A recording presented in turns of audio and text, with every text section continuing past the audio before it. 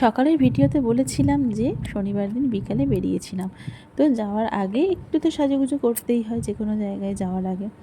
আরও সামনে তো পুজো এসে গেছে, আর স্পেশাল স্পেশাল কিছু পুজোর জন্য তো কিছু কসমেটিক্সও কিনেছিলাম, যেগুলো আজকে অ্যাপ্লাই করব ভেবেছিলাম। তো সেই মতো আমি প্রথমে কালারবারের যে ফাউন্ডেশনটা কিনেছিলাম, একটা ময়েশ্চারাইজার লাগিয়ে ওই ফাউন্ডেশনটা লাগিয়ে নিয়েছিলাম। ফাউন্ডেশনটা কিন্তু SPF 30। তো যদি পুরোপুরি রোদে একদম বেরোনো হয়, আমি বেরিয়েছিলাম একটু বিকালের দিকে, তো তাহলে তার সাথে আরেকটা সানস্ক্রিন আমার মনে হয় যে একটু মিশিয়ে মাখা উচিত, তাহলে SPFটা একটু বেশি পাওয়া যাবে।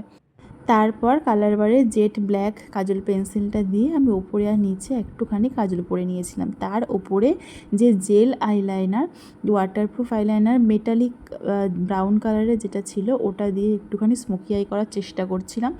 আমি কোনো দিন আগে স্মোকি আই করিনি, আমি করতেও পারি না, এবং এদিনও আমি পারিনি করতে। ওই কিছু একটা হয়েছিল, ওরকমই আর কি, মানে করে গেছিলাম। তো তার ওপরে ভাবলাম একটুখানি কাজল পরে নিলে চোখটা একটু ব্রাইট লাগবে, তো সেজন্য আমি ওই ব্রাউন আইশ্যাডোর পেন্সিলটা দেওয়ার পরে একবার কাজল পরে নিয়েছিলাম। এই হচ্ছে ফাইনাল লুক। আর তারপরে এই যে কোথায় এসেছিলাম দেখে তো বোঝাই যাচ্ছে, ধনধান্য অডিটোরিয়ামে এসেছিলাম।